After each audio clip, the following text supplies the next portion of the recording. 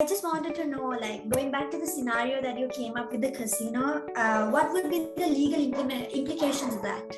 The short answer is that took place in America. I'm not quite sure what the legal problems. If the person has given their consent, my guess is, and the person is over 18, or the age of consent, whatever that is, then there's nothing illegal. And in fact, ethics usually starts where the law finishes.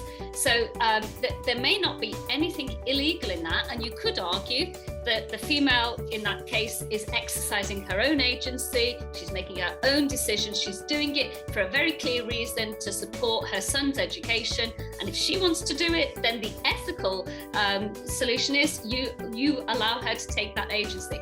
I would say that there may be one of the things that you have to think about when you're making ethical decisions is who's harmed here, and to what extent you have a responsibility to protect people, even protecting people from themselves.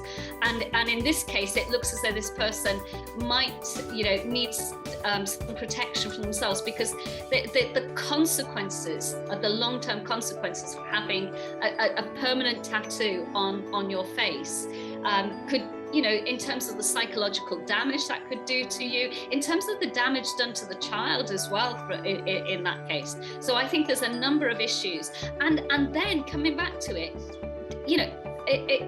some people say there's no such thing as a bad publicity. I wonder if that is really, in the long run, going to do your business good.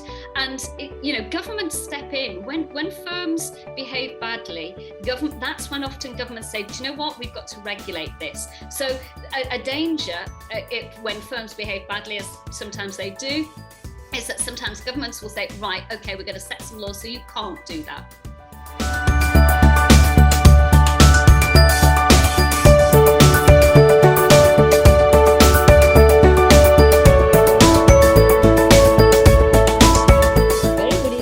Everyone, and a warm welcome to another session in the MBA Diaries, where we will be meeting an expert amid of a lot of national challenges.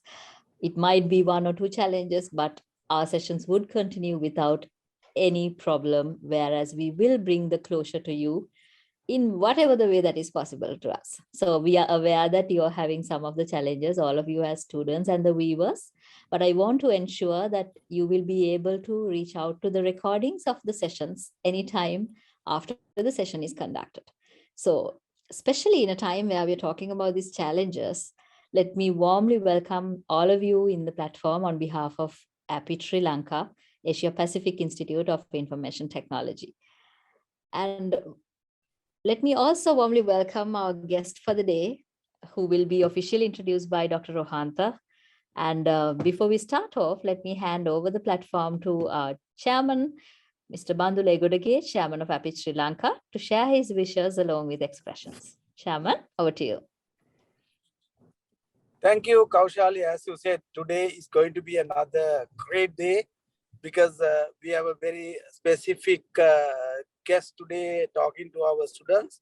So on behalf of all the board of directors, Director Roshan Ekodaki and entire staff, and also the student population of APIT Sri Lanka, teachers and everybody, I would like to very warmly welcome Dr. Janice Moorhouse. And also, it is a great pleasure to receive you here, Doctor. I think in spite of your schedule, so you have dedicated some time for the betterment of our students. And not only that, today I had to welcome everybody who is joining here today, for all the ambassadors, diplomatic crowd, and also the all CEOs who joined us previously, who is joining from distantly. And also, more importantly, as you all know, that the world icon, the great the philosopher Dr. Barry Lemon is also in Sri Lanka.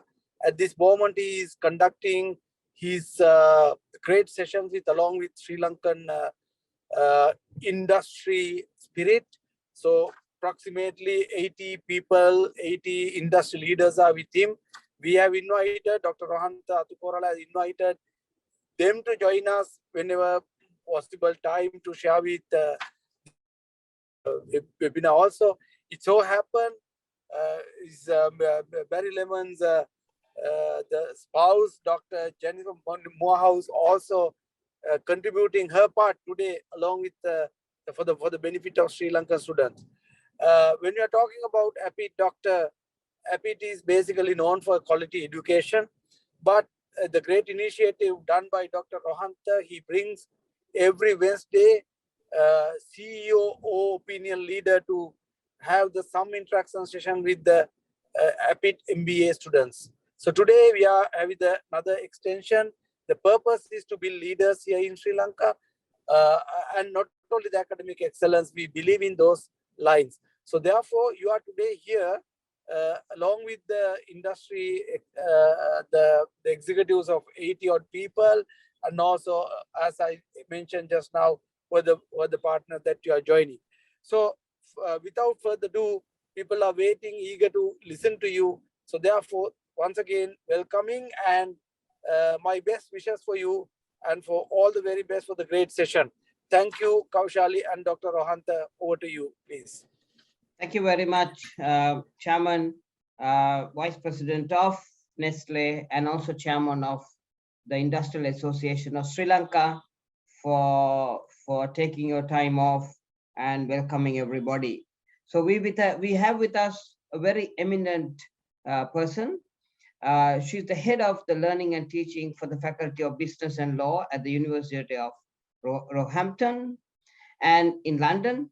She's a marketing academic with over 30 years of experience in higher education in the UK.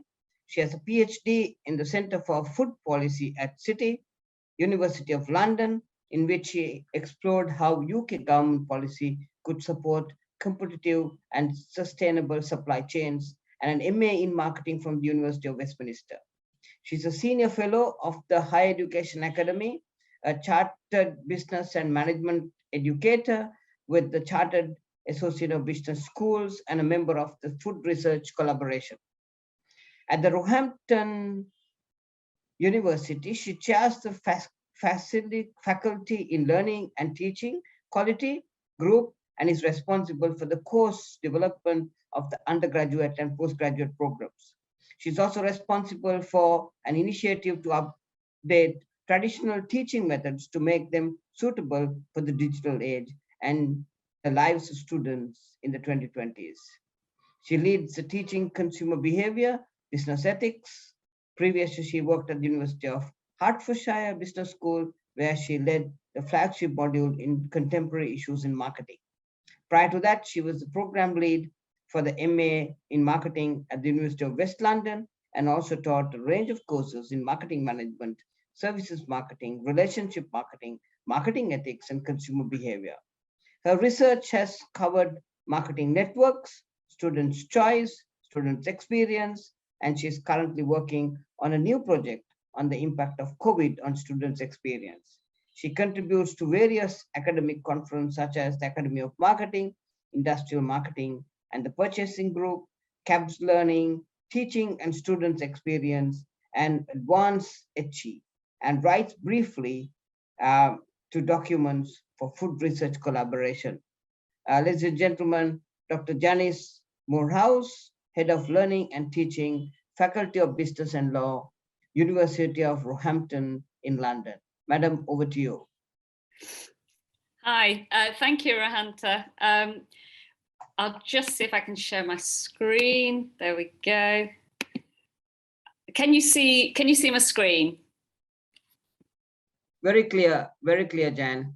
Okay, well, thank you for inviting me, Rohantha.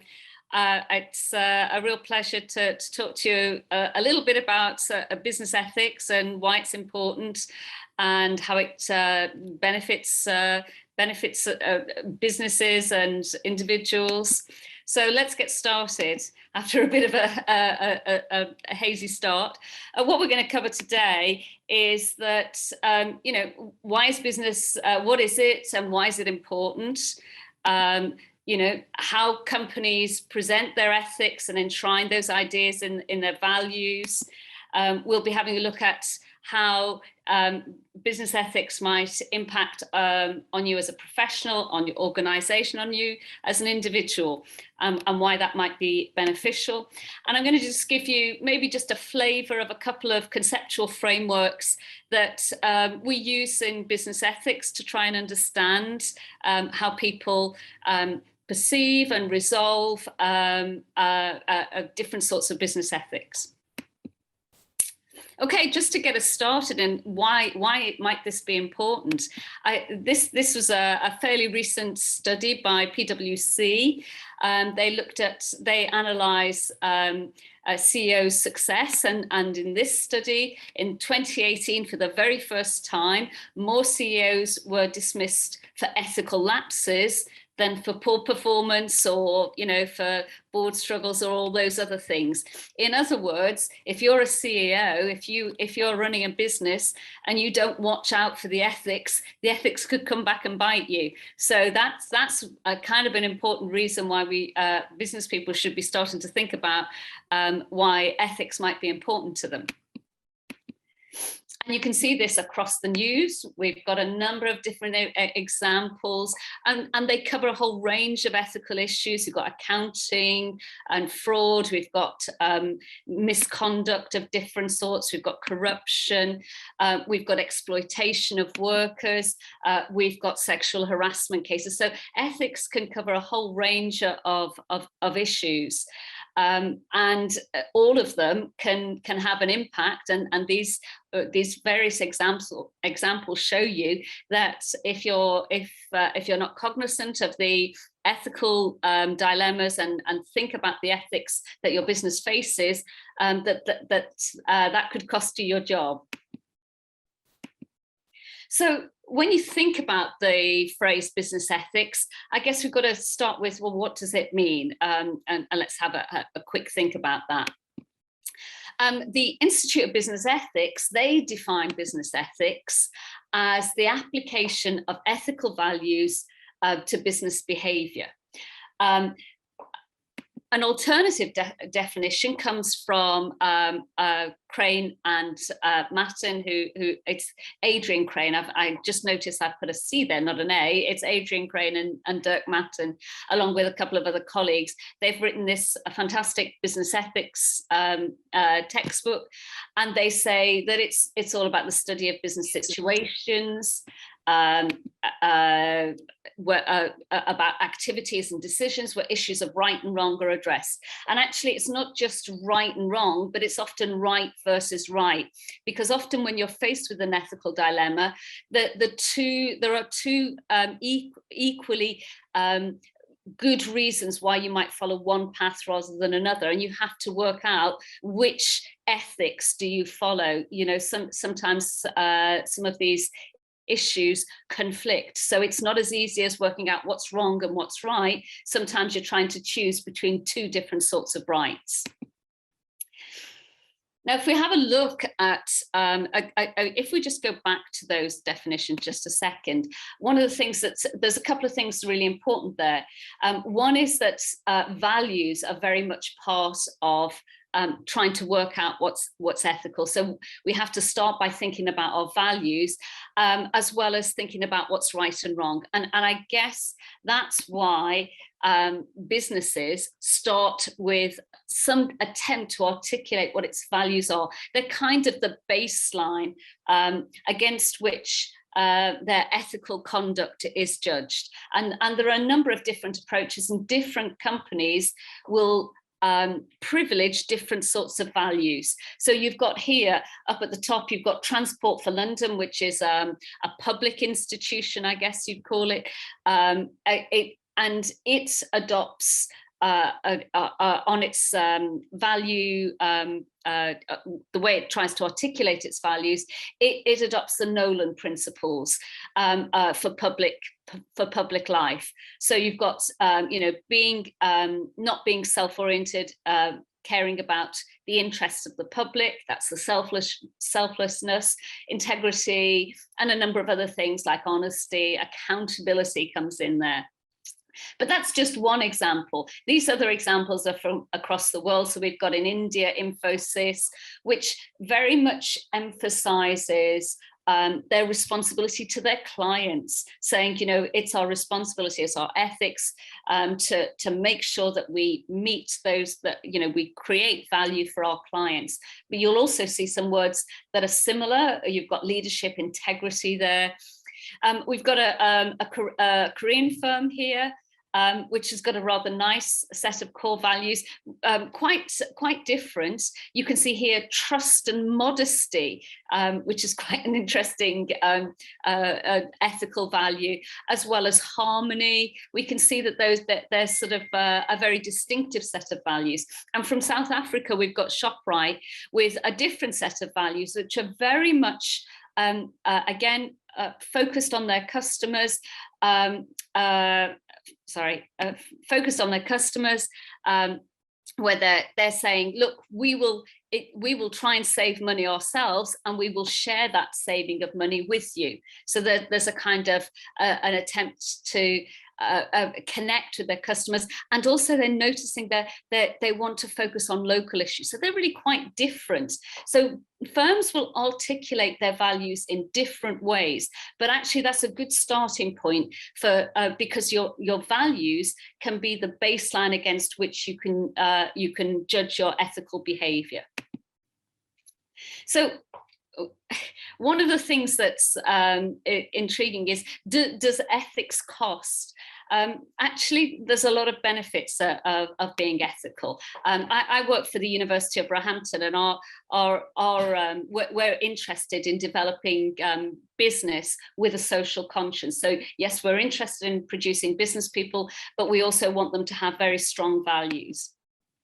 And it's not a new idea, but actually there's some good reasons why you might want to focus on this now.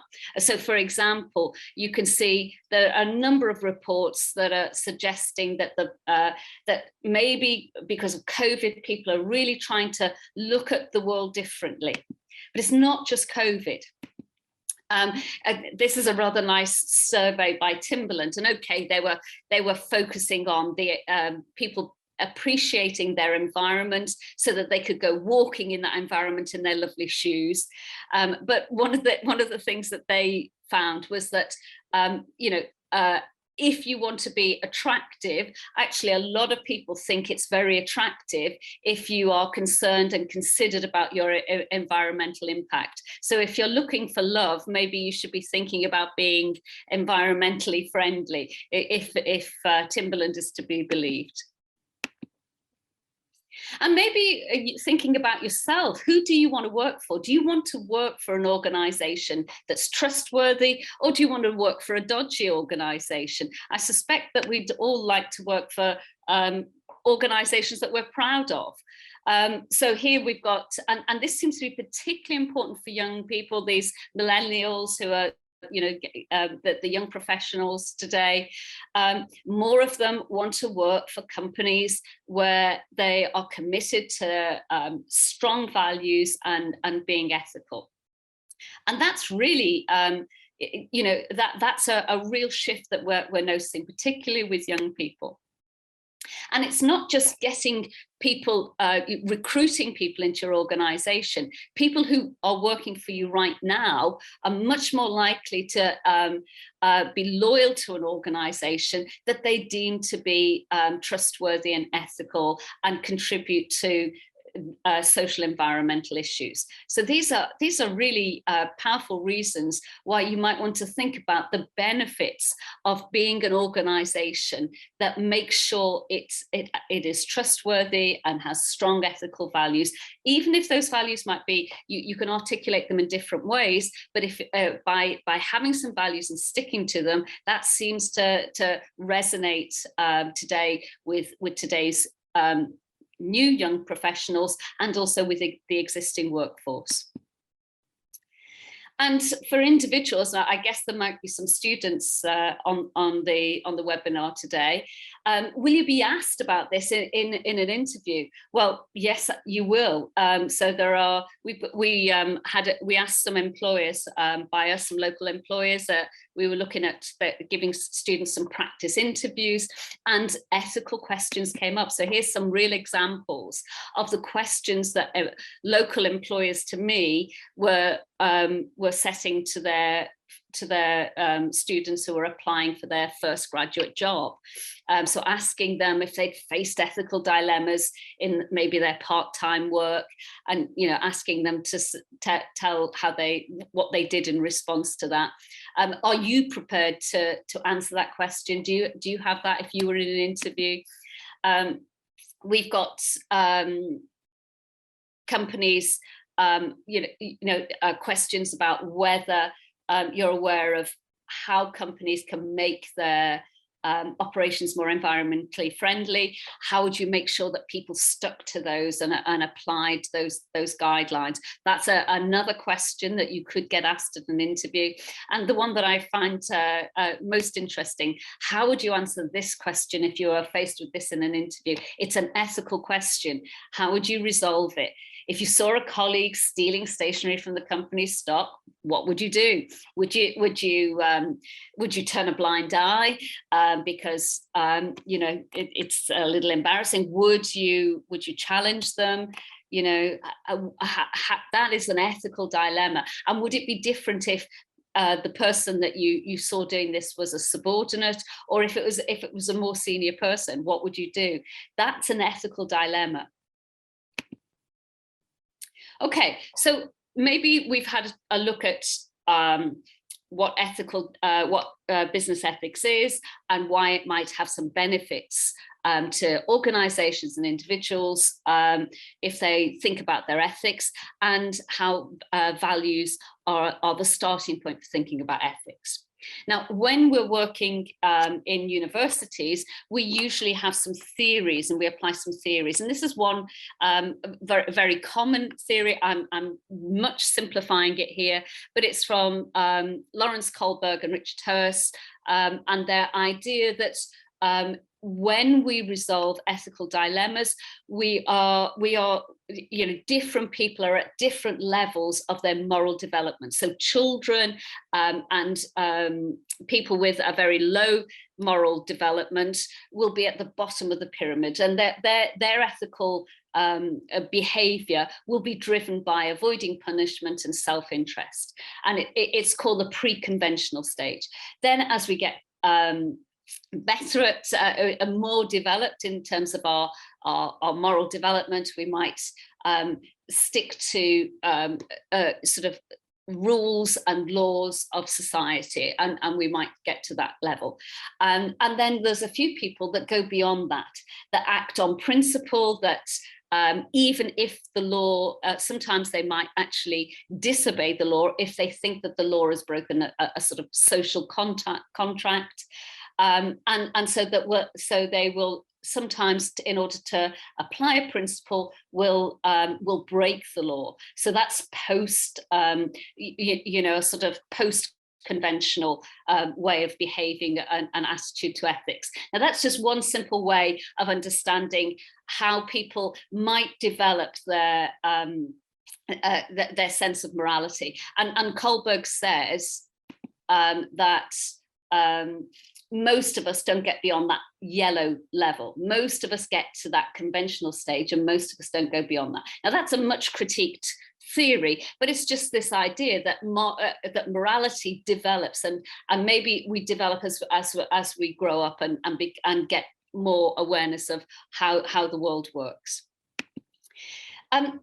Thomas Jones takes a slightly different perspective. He says it's about how intense a moral an ethical issue is.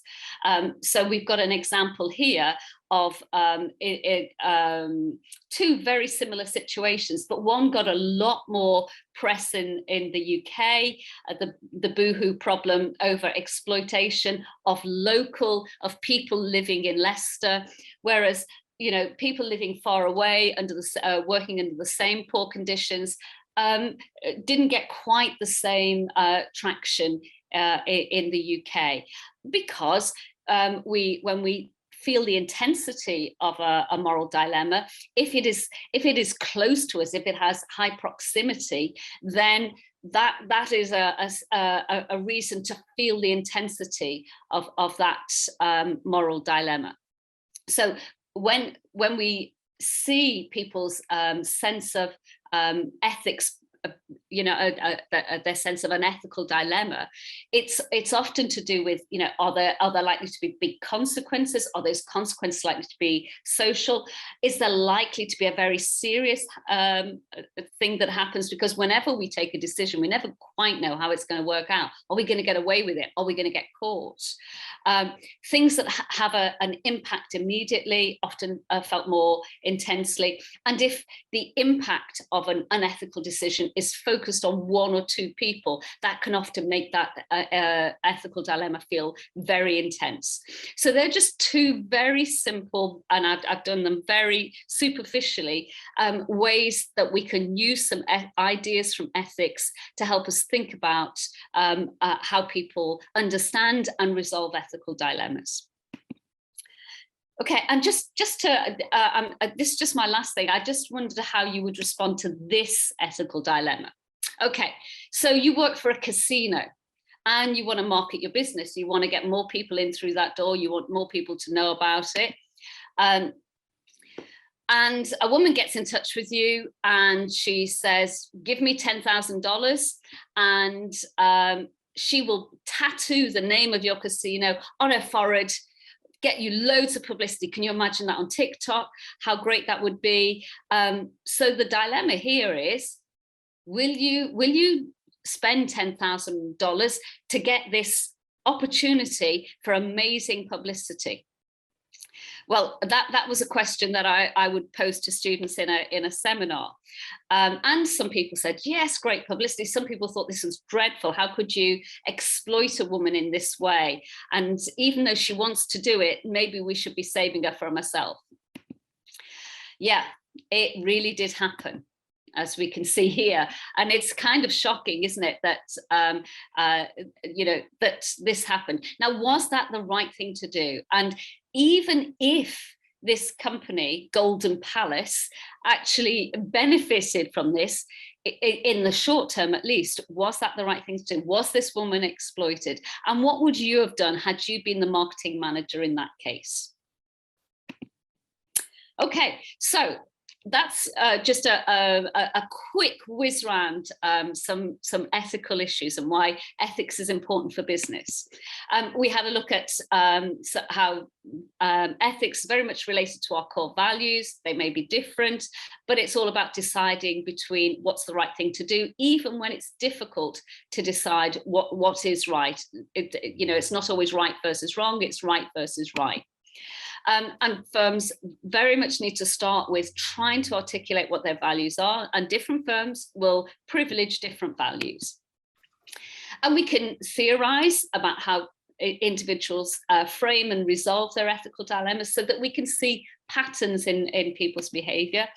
And throughout this, I hope what I've tried to help you to see is that there are some benefits actually for being ethical. Okay, and they're just a couple of the references that I used. Okay, so I'm going to stop talking now and hand it over. I know we've got some people who might be able to have a little bit of a chat about some of those ideas. Thank you very much, Dr. Jan. Fantastic. And you must be wondering why I'm saying it's fantastic. The answer is very simple. Sri Lanka is ranked number 94 in the corruption index. And I don't know whether it's because of Sri Lanka being an island nation, but the fact remains is that, it's like an accepted thing in Sri Lanka for corruption. And I'm not mincing my words when I say this, but even if you look at the papers, every day, you have corruption with regard to the way that the gas is being sold and the gas company of the government operates. You have alleged corruption when it comes to the highways when it's constructed. You have corruption the way that sugar is bought by the government for distribution in the country. You name anything in this country, it's just corruption. So it's very sad, but this is the honest truth. And we also see that corporates, which are combining themselves with the government, are the people who are benefiting. And sometimes, as youngsters, you ask yourself, why should we study so hard and try to be ethical in what we do when, what we see in the newspapers is, all the unethical things and companies turnover increasing kind of a thing. So thank you so much. I really liked your presentation. I think it's one of the most important and relevant presentations for Sri Lanka. I'm going to open it for the house, Dr. Jan. Let me initially ask Bharata, who is our top CEO in one of the companies, and is also a graduate reading for the masters. Bharata, over to you. Hi, Janice. Hi. Good morning to you at your time. Yeah, I just want to ask you, Janice, how do you actually balance entrepreneurial opportunities and the ethical practices in a business, Janice? I don't think there's any single answer to that, but I think that what you can't do is just ignore the ethics. So be aware that if you ignore the ethical components of your decision making, that there will be consequences. You will lose trust. And I'll ask you: do you want to do business with firms that you can trust or firms you can't trust? Personally, I would rather do business with firms I can trust. And so, if you are not ethical, people won't want to do business with you. So, a really important reason for being ethical is enlightened self-interest. It's in your interest to be ethical, because if you want people to do business with you, you need to demonstrate that you are trustworthy. Definitely. The question actually came to me, Janice, because I see the current business context. There is so much of drive towards price, right? And as a result of it, we do see, not in Sri Lanka, but in other countries also, there is so much of things that are working on which are not actually business ethically. It's favorable for the business, but for price sake or for the business sake, people do drive them towards moving towards basically obtaining new businesses, isn't it? Look,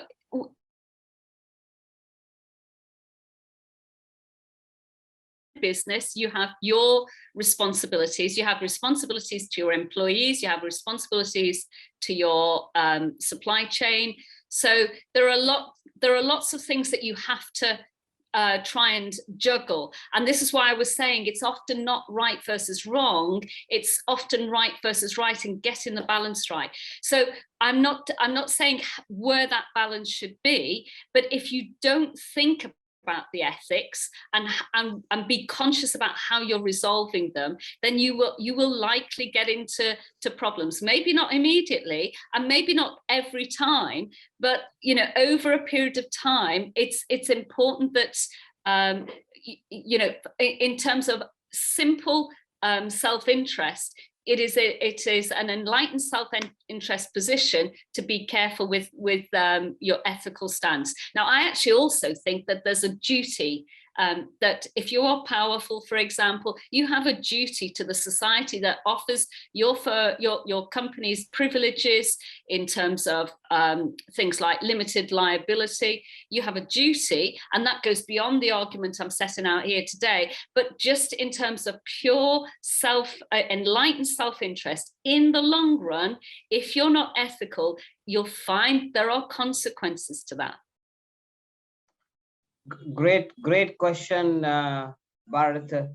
I mean, I know where you're coming from because the marketplace is saying that entrepreneurship is key.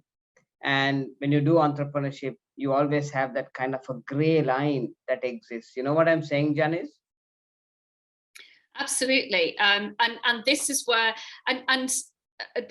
there are some ethical theories that argue that ethics is about learning, and so you try stuff and you reflect on it. So sometimes you'll resolve a problem in one way, and actually when you reflect on it, maybe that wasn't the right way. So we're not saying that there's a very simple answer to these questions, but it's about being conscious of them and about reflecting on your behavior and thinking about whether you got the balance right in any one situation.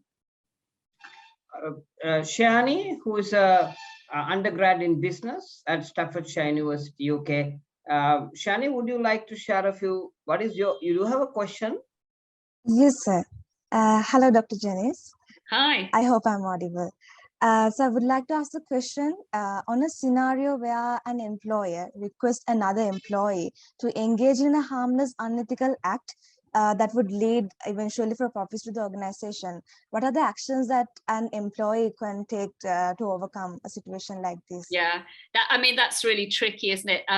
Because if you're being asked by one of the problems in business is unethical leaders, because if leaders are unethical, one, they can browbeat people into taking unethical decisions.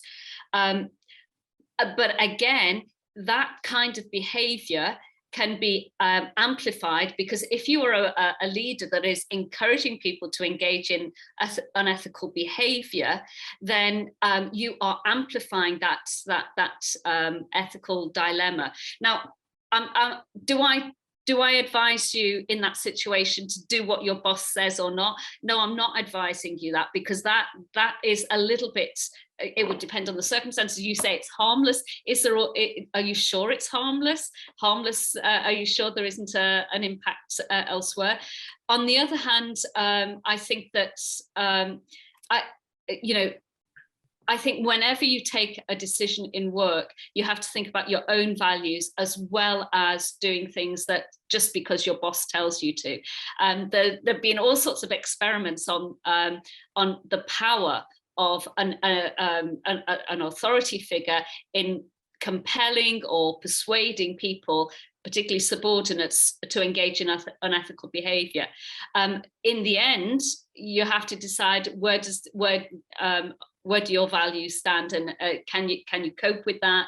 Is that the right thing to do? So I can't answer that question as an individual thing, but I would just point out that kind of unethical leadership is very toxic and can amplify the ethical problems that a firm might encounter.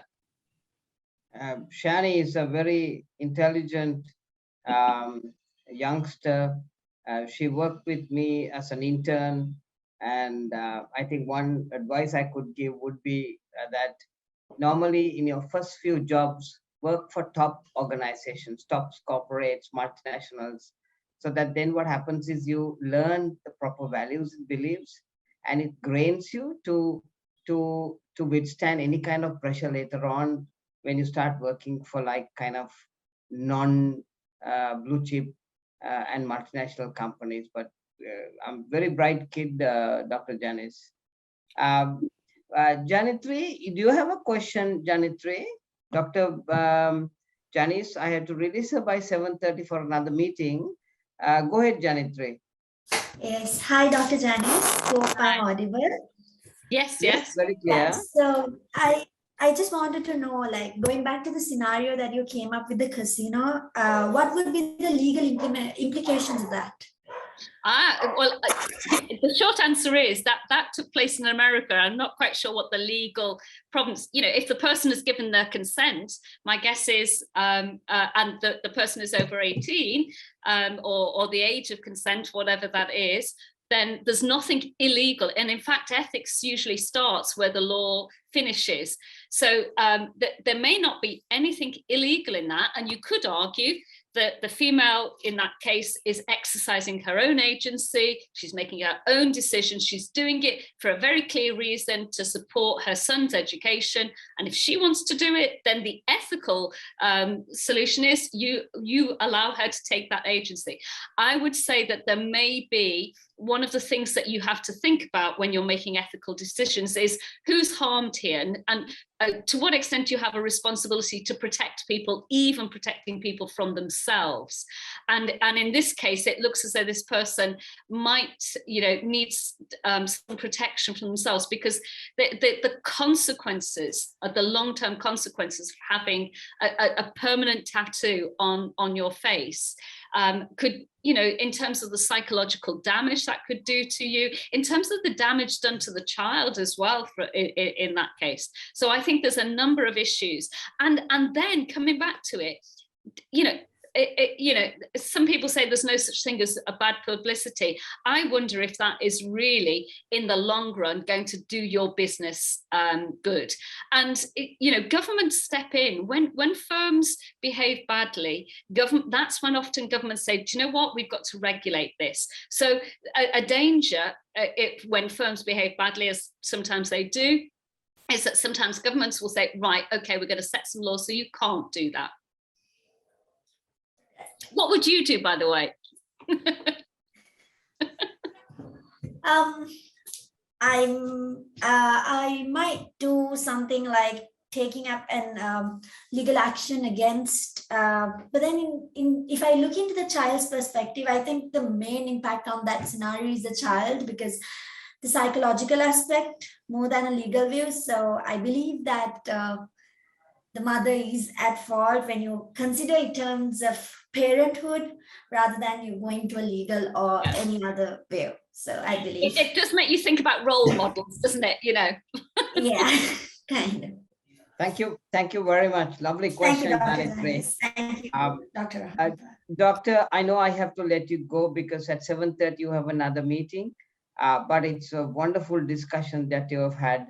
Actually, these are very important conversations that sometimes we don't have.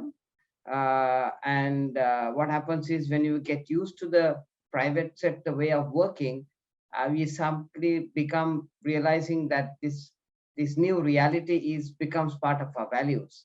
So until somebody comes and tells you, that that's something which you did was wrong, you sometimes learn the ways of the world, and the ways of the world becomes your behavior. So thank you so much, Dr. Janice, and it's great that you have shared some thoughts to us, and you'll always be remembered by us because, end of the day, people who teach values are only your parents. Thank you so much. Thank you for inviting me. It's been a pleasure. Kaushali, over to you, Kaushali. Thank you very much, Doctor. So that is indeed a very interesting aspect at the right time where Sri Lanka is contemplating which ethical dilemma that we are to be addressing. So Dr. Janice, thank you so much for your timing, and thank you so much for sharing that experiences, which, as we always say, something that you cannot take in a book and just in a theory, especially in an area like ethics. So with that, we come to the end of another session. And all the students who have taken part, it's amazing to see that you're budding in and you're just, coming out as professionals. And this is exactly the purpose of APIT and purpose of all the others who are in the platform as adults. So with that wishes, we would like to end up for the day, and we'll meet back again in another week. Until then, do take care and good night from Sri Lanka. Bye. Thank you. Thank you, ma'am. Bye. Bye. Thank you.